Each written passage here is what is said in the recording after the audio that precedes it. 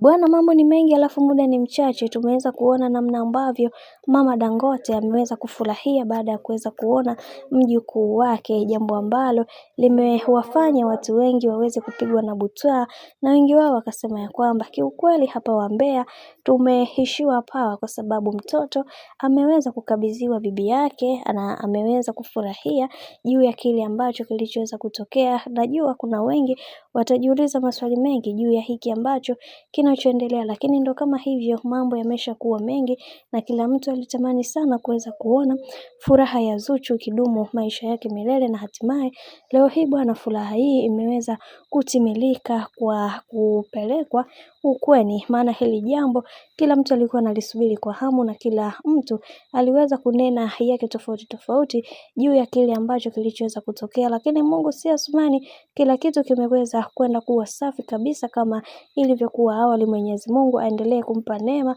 na riziki katika maisha yake, kwa sababu kila mtu aliamini ya kwamba bwana mkubwa Diamond Platnumz tayari ameshafeli kwenye mambo yake, na sasa hivi yupo kwa ajili ya kutaka kuweza kumfanya bibi Zuchu aweze kuwa moja kati ya mwanamke ambaye mwenye kujisikia furaha na amani. Hiki ndicho kitu pekee ambacho kilichoweza kubaki kwa bibi Zuchu, na tumeweza kuona faraja imeweza kurudi kwa mara nyingine tena kama ilivyokuwa awali. Mimi nikusii, kama ndo mara kwa kwanza, basi usisahau kusubscribe, kulike, kushare pamoja na kucomment, kwani ukifanya hivyo utakuwa umejiweka katika nafasi nzuri ya wewe kuweza kuenjoy.